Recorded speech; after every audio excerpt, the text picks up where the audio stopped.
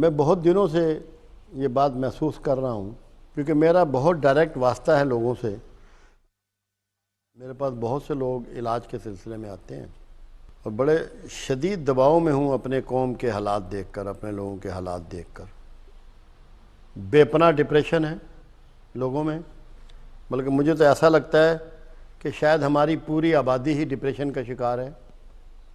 بڑی فرسٹریشن ہے، انگزائٹی ہے، بے اطمینانی ہے، مایوسی ہے، بے دلی ہے، مستقبل سے مایوس ہیں، ملک کے مستقبل سے مایوس ہیں. فکر مندی میں پوری قوم مبتلا ہے. ٹرسٹ نام کی کوئی چیز اب ہمارے ہاں نہیں ہے. میں کسی سے کہوں کہ یار شہد پیا کرو تو جواب دیتے ہیں شہد تو خالص ملتا ہی نہیں. بازار جائے بغیر، شہد تلاش کیے بغیر ہی کہہ دیتے ہیں کہ وہ تو خالص ملتا ہی نہیں. تو اتنا زیادہ ٹرسٹ جو ہے وہ ٹوٹ چکا ہے لوگوں کا. بہت برے حالات ہیں. اس میں جسمانی عوارض ہیں، نفسیاتی مسائل ہیں، معاشرتی مسائل ہیں، معاشی مسائل ہیں. بہت زیادہ ہیپیٹائٹس پھیل گیا ہے، ABC.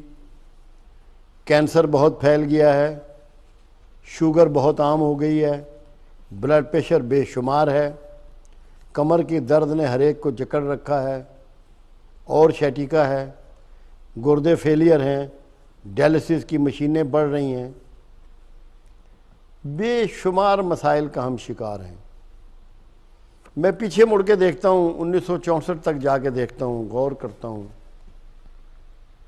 مجھے یہ سب چیزیں پیچھے نظر نہیں آ رہی. جو نئے لوگ ہیں وہ تو اس بات کو شاید نہ سمجھ پائیں گے، مگر جن کے بال سفید ہیں وہ جانتے ہیں کہ میں کیا کہہ رہا ہوں. نہ فرسٹریشن تھی، نہ ڈپریشن تھا، نہ ہیپیٹائٹس تھا، نہ اس طرح کینسر تھا، نہ اس طرح بلڈ پریشر تھا، نہ شوگر تھی، نہ گردے فیلئر تھے اس طرح، نہ برین ہیمریجز تھا اس طرح. لوگ بڑی اچھی اور صحت مند اور نفسیاتی طور پہ صحت مند اور اطمینان والی زندگیاں گزار کے دنیا سے کوچ کر گئے.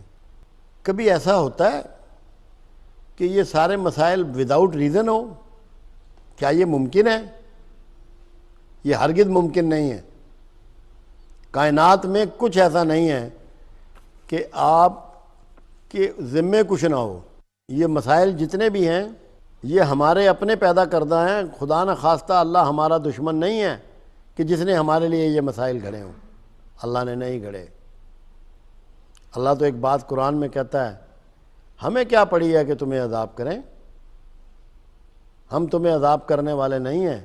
تم ہی آگ میں چھلانگ لگاتے ہو، تم ہی آگ میں کودتے ہو. اللہ تمہیں عذاب کرنے والا نہیں ہے. یہ سارے عذاب جن کو میں نے ذکر کیا ہے اللہ نے آپ پر نہیں ڈالے. یہ خود پیدا کردہ ہیں، خود خرید کردہ ہیں. کچھ اس میں دین سے متعلق باتیں ہیں، ڈھکی چھپی بات نہیں ہے. اللہ قرآن میں کہتا ہے کہ میں سود کو نابود کرتا ہوں. پھر دوسری چیز، آپ اگر اپنے ملک میں سچا تلاش کرنے کی کوشش کریں تو کیا کسی شعبہ زندگی میں سچا مل جائے گا؟ اویلیبل ہے، محسوس کرتے ہیں، جانتے ہیں کسی سچے کو؟ قرآن میں اللہ کہتا ہے میں جھوٹ کو نابود کرتا ہوں. اور خود رسول اللہ صلی اللہ علیہ وسلم فتح مکہ پر اپنے عصا مبارک سے بتوں کو گرا رہے تھے، اور زبان مبارک پہ کیا تھا؟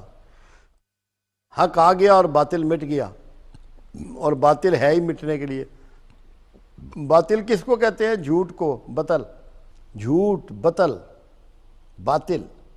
اللہ کے رسول صلی اللہ علیہ وسلم سے ایک دن پوچھا گیا، یا رسول اللہ صلی اللہ علیہ وسلم، مسلمان بزدل ہو سکتا ہے؟ فرمایا ہو سکتا ہے. مسلمان بخیل ہو سکتا ہے؟ فرمایا ہو سکتا ہے. مسلمان جھوٹا ہو سکتا ہے؟ فرمایا ہرگز نہیں. تو جو جھوٹا ہے کیا وہ مسلمان ہے؟ کیا وہ اسلام پر ہے؟ جتنی نفسیاتی بیماریاں ہیں، جتنی ذہنی بیماریاں ہیں، عدم اطمینان کی ہیں، مایوسی کی ہیں، فرسٹریشن کی ہیں، انگزائٹی کی ہیں، ان کا تعلق ان دو شعبوں سے ہے کہ ہم نے سود کو بھی پکڑا ہوا ہے اور جھوٹ کو بھی پکڑا ہوا ہے.